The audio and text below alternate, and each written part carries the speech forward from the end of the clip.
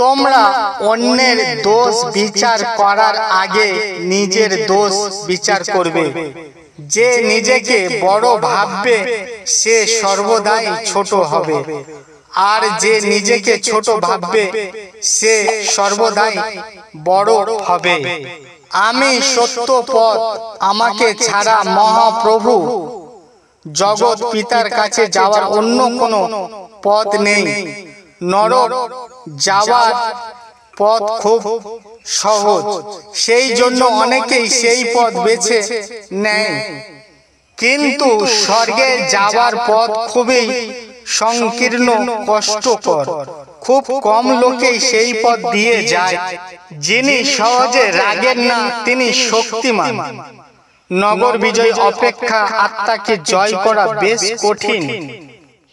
একজন জ্ঞানী ব্যক্তি কোনো কাজ করার আগে চিন্তা ভাবনা করে, কিন্তু একজন নির্বোধ তার কাজকর্মের মাধ্যমে নিজের বোকামি পরিচয় দেয়। যাদের অন্তরে পিপাসা আছে তিনি তাদের পিপাসা মেটান, আর যাদের অন্তরে খিদে আছে ভালো ভালো জিনিস দিয়ে তিনি তাদের তৃপ্ত করেন।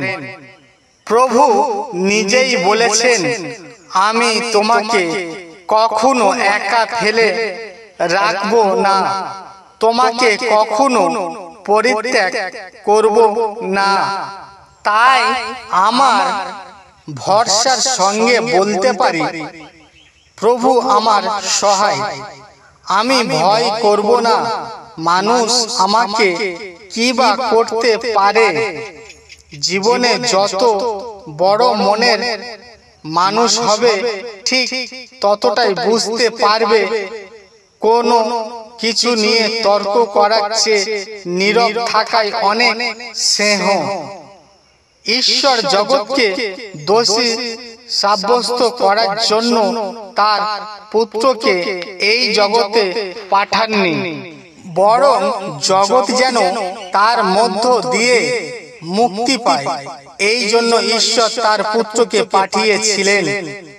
কেউ যদি তাকে বিশ্বাস করে তার বিচার হয় না, কিন্তু যে কেউ তাকে বিশ্বাস করে না সে দোষী সাব্যস্ত হয়, কারণ সে ঈশ্বরের একমাত্র পুত্রের উপর বিশ্বাস করেনি।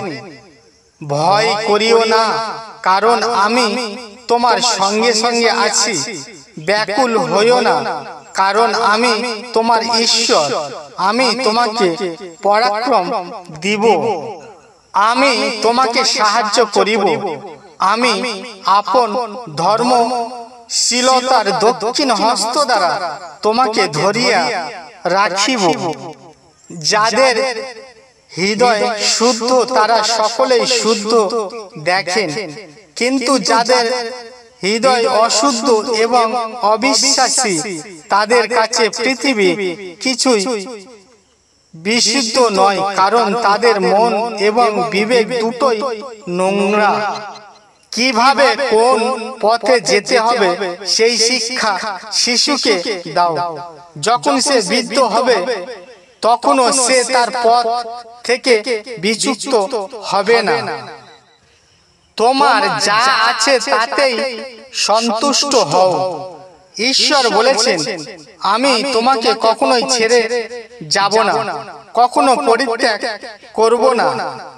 অতএব আত্মবিশ্বাসের সঙ্গে বলো, প্রভু আমাকে সাহায্য করবেন, আমি ভীতু হব না। তুমি যা কিছু করো ঈশ্বর তার মধ্যেই থাকেন। ভালোবাসায় কোনো ভয় নেই, কারণ প্রকৃত ভালোবাসা সকল প্রকার ভয়কে দূরে ছুঁড়ে ফেলে দেয়।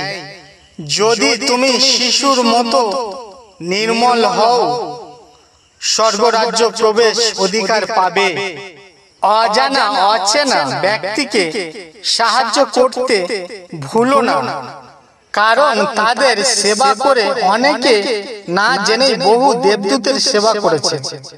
সেই মানুষই পূর্ণবান, যিনি প্রভুকে বিশ্বাস করেন এবং তাকেই আশা এবং ভরসা সহল হিসাবে মেনেছেন। সবাই ভালো থাকুন, সুস্থ থাকুন। ঈশ্বর আপনাদের মঙ্গল করুন। জয় যিশু।